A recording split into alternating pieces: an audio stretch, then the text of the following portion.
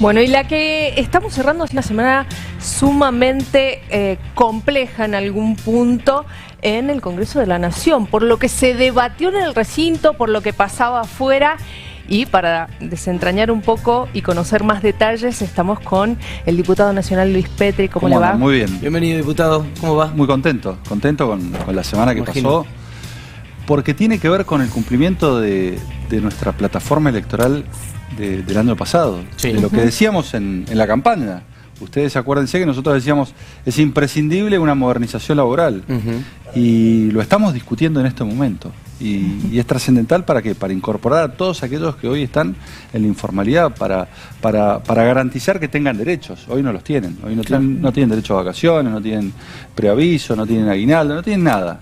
No tienen RT, no tienen aportes previsionales. Y son muchísimos. En la República Argentina, en los últimos 15 años no ha crecido el empleo privado. Lo único que crecieron en los últimos tiempos en la Argentina, en los últimos 20 años, fueron los planes sociales. Ustedes piensen que llegamos a tener 22 millones de personas que tenían algún tipo de plan social. Casi la mitad del país. Exacto, 22 millones de personas. Tenía que ver con una pobreza que ascendía a más del 54%. Como contracara los trabajadores formales que llevan años trabajando, sienten que esto de alguna manera los perjudica. ¿Usted qué le dice a ellos? No los perjudica, al contrario. Vos fijate que los trabajadores formales es una cifra que se mantiene inmutable desde hace 15 años, 6,3 millones, cuando la población en esos 15, 20 años creció un 25%. Digo, cada vez se achica más el mercado laboral formal. No es que se mantiene, porque la gente no quiere contratar. Mira, hoy estuvimos con el intendente de Luján, Esteban Alacino, recorriendo Luján. Y los comerciantes nos decían, qué bueno que se trate de una reforma laboral, porque voy a poder dar empleo, porque voy a poder contratar, porque yo podría tener 2 o 3 personas más probablemente, y no las tengo porque tengo miedo, porque tengo... Claro, pero mi pregunta iba para aquellos que se sienten perjudicados, no para aquellos que ven esto como una buena oportunidad, sino para los que se sienten perjudicados, porque dicen, bueno, sí, porque por ejemplo dicen, bueno, si me despiden, hay algo que ella no va a contar en mi indemnización, por ejemplo, el tema de los aguinaldos, porque, bueno, empiezan a plantearse cosas que hoy consideraban como un beneficio, y sienten no van a tener. ¿Sabés cuál es el problema? La incertidumbre y la inseguridad que se generaba, porque vos no sabías qué se contabilizaba a la hora de indemnizar a un empleado, si eventualmente tenía que ser indemnizado, porque no tenías en claro qué se entendía por sueldo. La ley de contrato de trabajo dice que corresponde un mes de sueldo por año de despido, fracción mayor de 3. Por año trabajado. Exacto, por año trabajado, fracción mayor de 3. Ahora, ¿qué se entendía por un mes de sueldo? Dependía de cada juez, dependía del criterio, que en algunos casos podía ser simplemente el salario, en otros casos el salario y algún componente no remunerativo. Digo, no había precisión. Ahora, y esa falta de certeza, que en algunos lugares decían que correspondía, por ejemplo, el pago del teléfono celular que se computara, o el pago de los seguros de salud, ahora se define y se precisa. Y se va a saber con cuánto se va a indemnizar a una persona cuando se extingue la relación laboral. ¿Qué le genera la serie de concesiones que se le hizo a los sindicatos? Sobre todo se crea a los sindicatos fuertes, por ejemplo, que la cuota sindical se iba a frenar, finalmente se dijo 2 años. Bueno, 2 años. No, y hay dos cuestiones que para mí... Y las cuotas de las obras sociales también, que iban a quedar en 5, fueron a 6. Bueno, para mí hay dos cuestiones que son centrales. Primero es que se permiten los convenios colectivos por empresa, no solamente por actividad. Esto limita fuertemente a los sindicatos en la República Argentina. Y segundo, la ultraactividad de los convenios colectivos. Esto es, convenios que vencían y mantenían sus efectos en el tiempo y no obligaban a las partes a volver a sentarse a negociar, pese a que las condiciones probablemente podían haber cambiado. Usted dice que esto contrapesó esas concesiones. Lógicamente nosotros sabemos y éramos conscientes de que teníamos que buscar consensos, lo decíamos, aún haciendo una buena elección vamos a dialogar y vamos a buscar consensos con la oposición, y bueno, producto de estos consensos y estos acuerdos es que se han hecho estas 28 modificaciones a la ley de contrato de trabajo. Pero insisto con esto porque me parece muy importante, es una ley que beneficia a los trabajadores, es una ley que va a posibilitar que muchísimas personas que hoy están trabajando tengan más derechos de los que tenían hasta ayer, porque si vos decís el 43% de los trabajadores en la Argentina no tienen ningún derecho, con esta ley los va a empezar a tener. Yo, por ejemplo, me paro en el tema licencias. Sí. Si me pongo en el lugar de empleadora digo que bien, ¿no? Porque si abro un kiosco y mañana se me enferma el trabajador y tengo que pagarle todo el sueldo y además contratar a alguien, no puedo. O sea, arranqué ya muy mal y no sé si puedo seguir con la actividad que emprendí. Entonces, desde ese lado lo comprendo. Ahora, desde el lado del trabajador que se enferma, también veo esta situación de cómo solventarse. Y escuché por ahí que algún legislador decía, bueno, hoy hasta hoy el Estado se estaba haciendo cargo de cuestiones que por ahí tiene que hacerse cargo una familia. ¿Usted lo ve así, de esa manera? Yo lo que creo que, Marisol, mira, esto es muy importante. Los derechos adquiridos no se van a afectar de los trabajadores.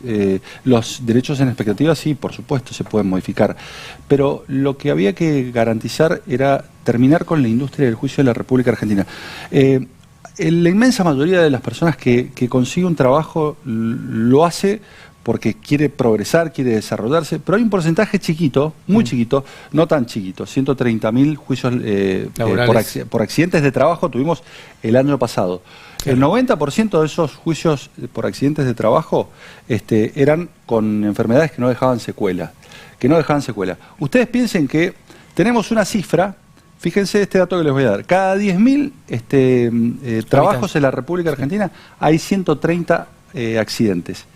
En Chile esa cifra es de 8 y en España es de 5. Exactamente. Y estos son datos oficiales que surgen. Es casi el 1000% más en la Argentina, entonces, que habla de la industria del juicio. Hay un pequeño porcentaje, no quiero meter a todos en la misma bolsa, hay un grupito de abogados, digo, algunos peritos también, porque piensen que el 40% de lo que se destina en las indemnizaciones va al pago de peritos y va al pago de abogados, digo, sí.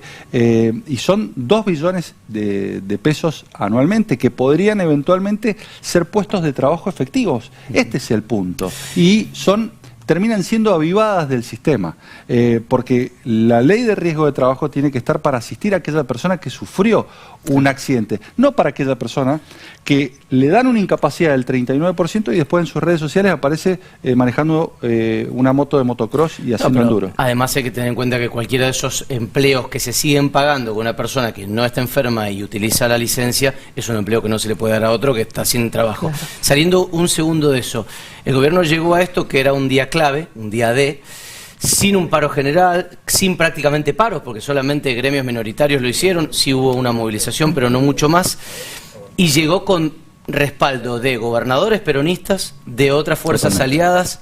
¿A qué se debe este consenso que Milei antes parecía no tener, pero que ahora sí? Bueno, yo creo que el resultado electoral y el acompañamiento de la gente ha generado 2 efectos muy visibles y ostensibles. Primero, es un aumento exponencial de nuestra representación en el Congreso de la Nación. Yo lo decía, el presidente en diciembre del 2023 había ganado una elección sin partido y gobernábamos sin parlamento. Hoy tenemos un parlamento que podemos expresar una primera minoría muy contundente. Y después los gobernadores que también dan cuenta de que en sus provincias están reclamando las mismas cosas. Muchos gobernadores peronistas, por ejemplo, me tocó participar de reunión con los gobernadores cuando se trataba la cuestión de la reforma laboral, planteaban de la necesidad de establecer convenios por empresa o por provincia y no por actividad, porque era distinta la realidad de ese convenio que se celebraba en la provincia de Buenos Aires de la realidad, por ejemplo, de una provincia del norte argentino. Entonces, había que tener en cuenta esas particularidades que muchas veces cuando se celebraban en Buenos Aires no se tomaban en cuenta respecto de lo que ocurría en el interior del país. Sí, Mari. No, iba a decir reforma laboral la semana que viene en diputados. Reforma laboral, miércoles que viene estamos dictaminando, vamos a debatirlo, esperamos dictaminar.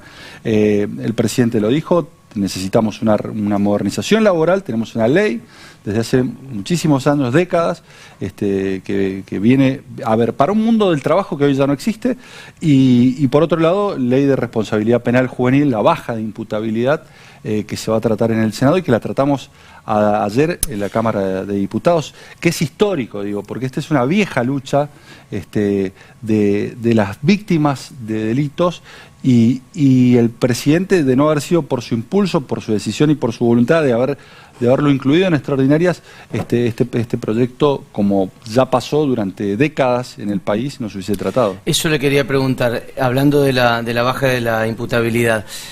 La ley es mucho más amplia, el debate se ha centrado solamente en los 2 años de diferencia entre la vara actual o la etapa actual y la que viene con la ley. ¿Qué otras cosas, viéndolo desde adentro, habiéndolos trabajado hasta ayer, hasta las casi 9 de la noche, casi 10 u 11 horas de sesión, qué es lo otro que la sociedad no conoce todavía que tiene la ley? Es un cambio radical de 180 grados respecto del sistema que tenemos actualmente. Pero puntualmente, nosotros actualmente tenemos un sistema en donde hasta los 16 años esa persona es inimputable, no tiene ningún tipo de reproche penal y desde los 16 años empieza a ser imputable, siendo imputable plenamente a partir de los 18 años. Pero con un sistema que se lo conoce como sistema tutelar, donde el juez dispone del menor, en algunos casos de manera provisional, en otros casos de manera definitiva, pero en donde no tiene previsto resocializar, reeducar y tratar en las adicciones, en la deserción escolar a esa persona que comete un delito, ese joven que comete un delito. A partir de los 13 años el Código Civil considera que las personas son adolescentes. Y no habían tratamientos para aquel que comenzaba su carrera criminal, no para aquel delincuente que cometía un delito aberrante, que mataba, que violaba. Estamos hablando de aquel joven que, por ejemplo, cometía algún hurto o algún otro delito menor. En esos casos, el sistema no tenía respuestas y no evitaba que esa persona continuara escalando en su carrera criminal. Recién lo atrapaba cuando cometía esa violación y ese homicidio. Esto no va a pasar. Y cuando era más difícil de recuperar. Esto no va a pasar, quizás. Claro, porque ahora tenés, además de penas alternativas a la prisión, tenés 8 penas alternativas a la prisión, tenés medidas complementarias, en donde lo van a tener que tratar en sus adicciones, en donde van a tener que hacer acompañamiento con un supervisor, en donde van a tener que garantizar que haya escolaridad. Y cuando se comete un delito grave, un delito que conmociona a la sociedad, como puede ser un homicidio, sí efectivamente va a tener que pagar una pena privativa de la libertad, que puede llegar a ser de hasta 15 años. Pero lo que hay que pensar acá, y yo lo dije durante toda esta semana, en cuanto lugar me tocara hablar, sea en comisiones, en programas de televisión, ¿no? Acá lo que hay que ver es que hay que tener en cuenta fundamentalmente a las grandes abandonadas y olvidadas que son las víctimas del delito, porque más allá de las estadísticas que dan cuenta de que se cometen delitos por personas entre 15 y 16 años, lo que no se tiene en cuenta es que cuando ocurre un delito aberrante, además del trauma social que genera el delito, está el trauma individual de quien lo sufre. Claro, y ese trauma individual de quien sufre un delito, de quien pierde un ser querido, es gravísimo, porque esa persona iba a la justicia con todo el dolor y no obtiene nada. Y la justicia le decía, te vas con las manos vacías, porque la ley interpreta que esa persona no comprende la criminalidad del hecho que cometió, pese a que lo planificó, pese a que lo ejecutó, pese a que empuñó un arma. ¿Y qué consideró el gobierno para acceder a esto de que fuera 14 y no 13 la edad de imputabilidad? Se lo pregunto porque cuando el gobierno empieza a hablar de 13, inmediatamente recordé el cuádruple crimen de las Heras ocurrido en nuestra provincia. Uno de los hechos más aberrantes que se haya vivido en nuestra provincia. 13 años tenía el asesino. Entonces digo, ¿qué es lo que consideraron? Incluso quiero preguntarle si barajaron la posibilidad de sanciones que incluyeran incluso a menores, 12, 13, con una cuestión de... valga la redundancia, sanciones progresivas o algo por el estilo. Ustedes saben que yo toda mi vida hay videos, de hecho, desde el 2011, estuvieron circulando en las redes del 2011, donde yo venía proponiendo la baja de la edad de imputabilidad para aquellas personas que cometían delitos.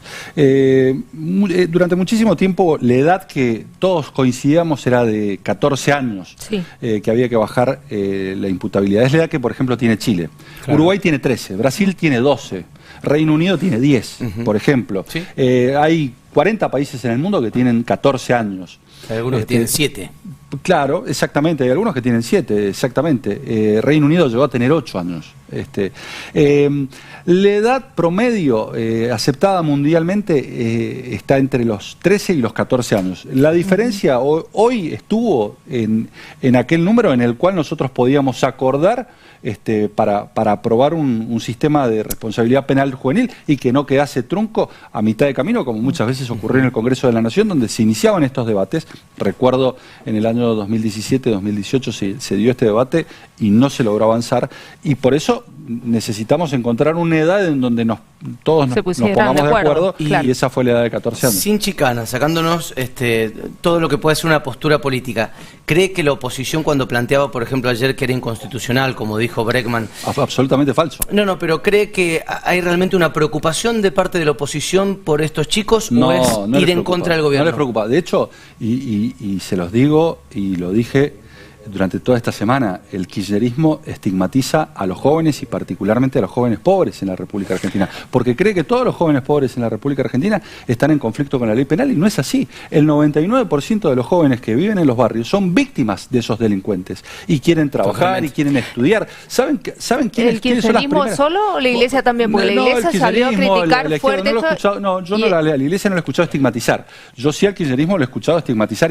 y hablar de que esta ley va contra los pibes pobres de los barrios. Esos pibes pobres de los barrios que ellos hablan son justamente las víctimas, porque una persona de 14, de 15 años, la primera víctima que tiene es una persona contemporánea en su edad, que tiene la misma edad, que le roba el celular, que le roba la mochila, que le roba las zapatillas. Aunque no le robe, no puede salir de su casa después de las 5 de la tarde. Después va avanzando en su carrera criminal y después sí puede encarar a un adulto, pero ¿sabes cómo lo encara? Con un arma de fuego, porque si no, no tiene poder de intimidación.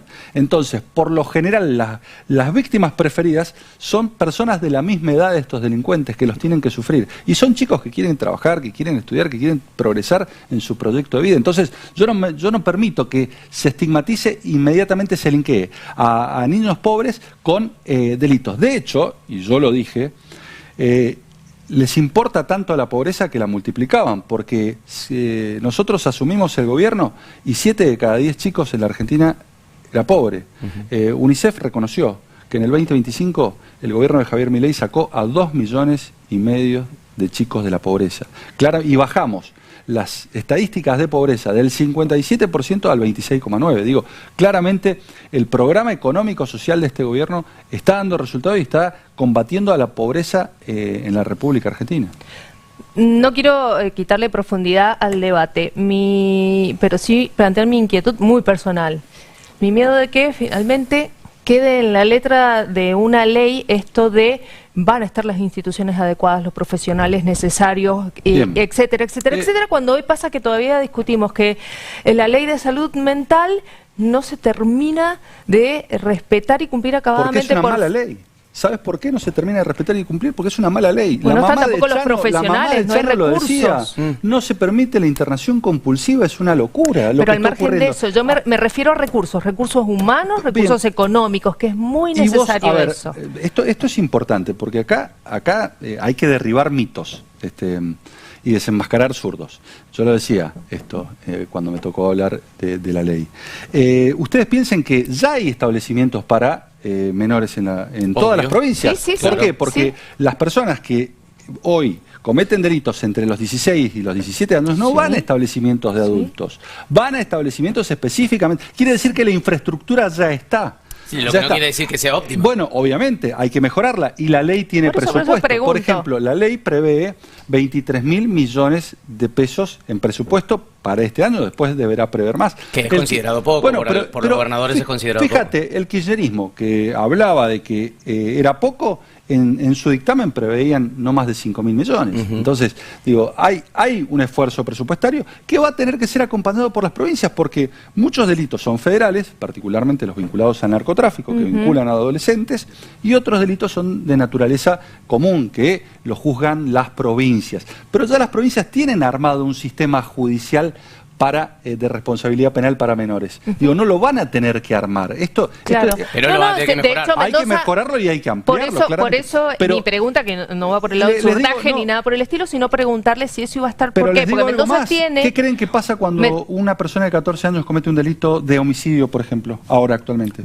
Sistema de responsabilidad penal juvenil. Bien, claro, porque digo, pareciera que lo mandamos a su casa. No lo mandamos a su casa. Al de 14 que mata, hoy el juez dispone provisionalmente hasta los 18 años y lo interna. Claro. Sí, diputado, yo se lo preguntaba porque por ahí uno, entrevistando, hablando, indagando respecto del sistema de responsabilidad penal juvenil, te decían, y no, los pibes no tienen talleres porque no hay posibilidad, porque económicamente no dan los recursos, el presupuesto no alcanza, porque los pibes... Por eso se lo preguntaba. No, por supuesto, pero hay que destinar recursos, seguramente va a haber que hacer ampliaciones, pero hoy tenés a personas de 14 años, por ejemplo, privadas de la libertad por disposiciones de jueces, que eso es lo que muchas veces se cuestionaba, porque no había proceso, porque el juez disponía tutelarmente de esa persona sin respetarle sus garantías. Hoy lo va a tener que juzgar y lo va a tener que condenar.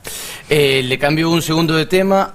Se vienen las elecciones en 6 comunas, muchas personas dicen, bueno, esto no es relevante para la agenda del grueso de los mendocinos, pero es parte de la política. Es la segunda prueba para la alianza, para Cambia Mendoza, incluido el petrismo, y para el gobierno nacional. ¿Lo sigue? ¿Lo mira de cerca? ¿Ha estado atento a números, a encuestas? ¿Qué ve para el 2022? Son elecciones muy importantes para estos departamentos que las convocaron. Hoy estuve justamente en Luján con Esteban Alacino, que está haciendo una excelente gestión y la verdad que la gente se lo reconocía. Y son elecciones importantes. Para esos municipios claramente definen sus consejos deliberantes y todo nuestro acompañamiento, ¿no?, en este proceso electoral que culmina ahora el 22 de febrero. Y en donde lógicamente es importante la participación de la gente. Claramente. Bueno, vamos a estar evaluando eso, la participación de la gente en verano, febrero, van a tener que ir a las urnas. ¿Se cree que va a ser baja? Y esperemos que no, pero lógicamente siempre en las elecciones municipales, históricamente lo que ha pasado es que ha menguado un poquito. Esperemos que la gente se entusiasme y participe y el día acompañe. Muchísimas gracias por estos minutos. Muchas gracias. El diputado nacional Luis Petri por Mendoza, después de una semana muy movida en el Congreso y en la víspera de otra semana movida, porque llega justamente a diputados la reforma laboral. Gracias. Gracias. Por haber venido.